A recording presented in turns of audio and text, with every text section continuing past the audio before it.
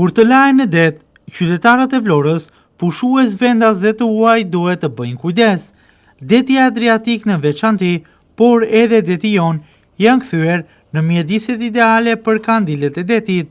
Me qindra kandil deti kanë pushtuar tashmë detin e Vlorës, ku joni dhe Adriatiku janë kthyer në mjedisin ideal për jetesën e këtyre gjallësave. Prej një vëzhgimi të kryer nga televizioni 6+ Vlora këtë të martë, në detin jon dhe Adriatik, kandilët e detit kanë bëritur madje edhe afër Bregdetit.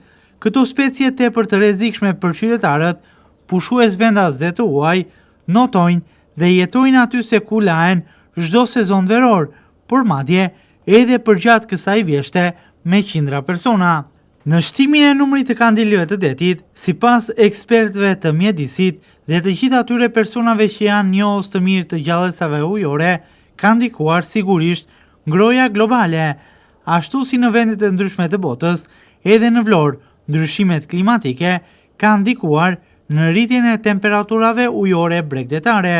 Temperaturat ujore në Bregdetin e Vlorës janë rritur ndjeshëm, duke bërë që këto specie të afrohen fillimisht në brendësi të gjirit të Vlorës, por pas ngrojes së temperaturave të mëtejshme, nga viti në vit, ato janë afruar edhe drejt Bregdetit, duke shkuar deri në afërsi të brigjeve vlonjate.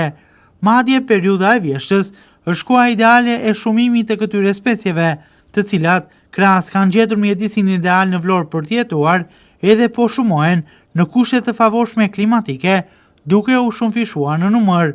Kjo gjë sigurisht rrezikon qytetarët vlonjat, pushues vendas dhe të huaj nga këto specie ujore, të cilat janë të rrezikshme. Kandilët e detit mund të djegin çdo person që afrohet pranë tyre me tentakulat lëvizëse, disa metra të gjata që këto specie kanë, duke shkaktuar te këta të fundit djegje të forta, tepër të rrezikshme për qytetarët që mund të arrijnë deri aty sa të kushtojnë edhe jetën. Pickimet e tyre, djegjet, përgjatë momenteve kur jeni duke notuar në ujë, shkaktojnë jo vetëm dhimbje, por edhe paralizim të trupit, duke kufizuar mundësinë për të notuar dhe përpasoj duke rrezikuar mbytjen. Ekspertët mjedisor paralajmërojnë shtim të numrit të këtyre specieve ujore, veçanërisht në brigjet e Adriatikut. Numri i tyre pritet të rritet nga muaj në muaj, edhe pas kësaj faze të shumimit që këto specie kanë në muajt e vjeshtës. Ndërkohë që vitet kalojnë, në çdo muaj numri i këtyre specieve në Bregdet pritet të shtohet edhe më tepër.